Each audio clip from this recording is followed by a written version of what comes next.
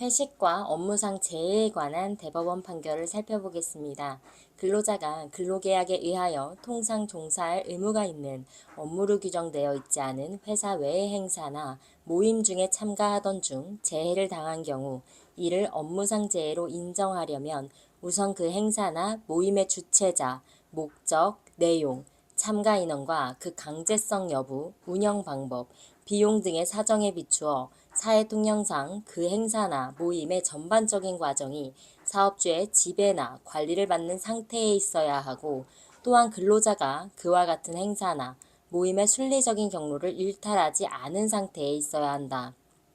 그리고 사업주가 지배나 관리를 하는 회식에서 근로자가 주량을 초과하여 음주한 것이 주된 원인이 되어 부상, 질병 또는 장애가 발생하거나 사망하게 된 경우에도 업무와 과음 그리고 위와 같은 재해 사이에 상당 인과관계가 인정된다면 산업재해 보상보험법에서 정한 업무상 재해에 해당한다고 볼 수 있다. 다만 여기서 업무와 과음, 재해 사이에 상당 인과관계가 있는지는 사업주가 음주를 권유하거나 사실상 강요하였는지, 아니면 음주가 근로자 본인의 판단과 의사에 의하여 자발적으로 이루어진 것인지, 재해를 당한 근로자 외에 다른 근로자들이 마신 술의 양은 어느 정도인지, 그 재해가 업무와 관련된 회식 과정에서 통상 수반하는 위험의 범위 내에 있는 것인지, 회식 또는 과음으로 인한 심신장애와 무관한 다른 비정상적인 경로를 거쳐 발생한 재해는 아닌지 등 여러 사정을 고려하여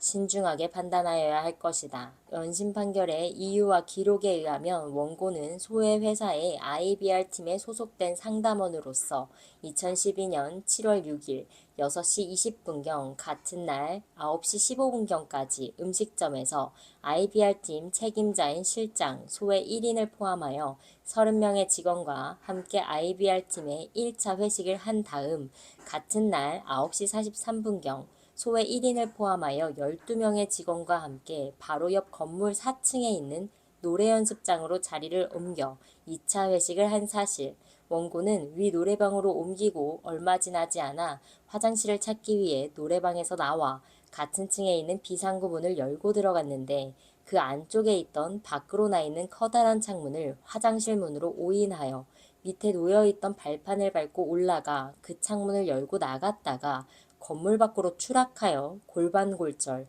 천추골절 등 부상을 입은 사실. 원고는 1차 회식 자리에서 술을 많이 마셔 만취한 상태였으나 소해 1인이 원고 등 참석 직원들에게 술잔을 돌리거나 술을 마시지 않는 직원에게 술 마시기를 권하지 않은 사실, 소해 1인은 주량이 소주 반병 정도이나 당시 맥주를 한 잔 정도 마셨고 화장실에 간다고 나간 원고가 돌아오지 않자 다른 직원인 소해 2에게 원고를 찾아보라고 지시하기도 한 사실을 알 수 있다. 이러한 사실관계를 앞서 본 법리에 비추어 살펴보면 비록 원고가 참여한 회식이 사업주 측의 주최로 이루어진 것이라고 하더라도 원고는 사업주의 강요 등이 없었음에도 자발적 의사로 자신의 주량을 초과하여 소해 1이나 소해 2 등 회식을 함께 하였던 다른 사람들의 음주량을 훨씬 넘는 과음을 하였고, 그것이 주된 원인이 되어 업무와 관련된 회식 과정에 통상 수반되는 위험이라고 보기 어려운